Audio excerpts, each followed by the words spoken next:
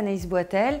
Après 12 ans d'expérience dans le domaine financier, dont 9 ans chez Vinci Énergie, j'ai souhaité évoluer sur un poste plus opérationnel, aller sur le terrain, et je suis passée responsable d'affaires chez Omexom Renewable Energy Export. Lors d'une visite en France durant mon expérience en Grèce, j'avais échangé avec mon ancien manager sur mon envie d'aller sur un poste plus opérationnel et à terme d'être plus sur de la gestion d'entreprise.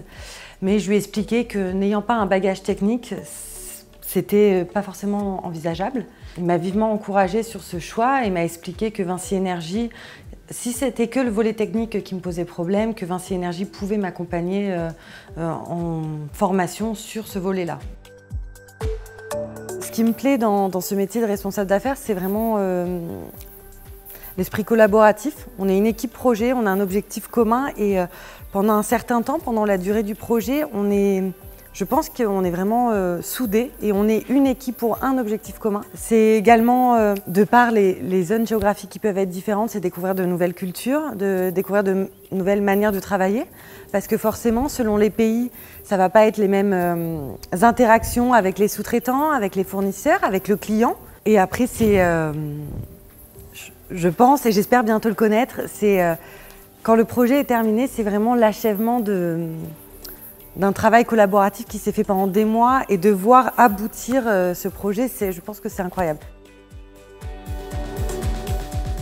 Tous les projets sur lesquels j'ai pu travailler au sein de Vinci Énergie m'ont impacté, forcément, c'est des projets assez impressionnants.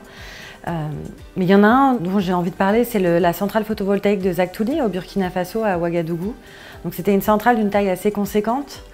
À l'époque, c'était 33 MW crête, donc une centrale de taille conséquente, dans un pays qui est très éloigné au niveau culturel du nôtre, avec des déplacements assez régulièrement au Burkina Faso. Et d'un point de vue financier aussi, c'était très différent, c'était pas les mêmes normes comptables. C'était de nombreuses discussions avec les différents centres des impôts au Burkina Faso. Donc pour moi, c'était nouveau, c'était le choc des cultures, le choc aussi de la façon de fonctionner, de travailler. Donc pour moi, c'est vrai que sur tous ces points-là, ça a été très riche. Et puis après, évidemment, d'arriver sur la centrale, de voir les panneaux, de voir qu'ils produisent, c'est impressionnant.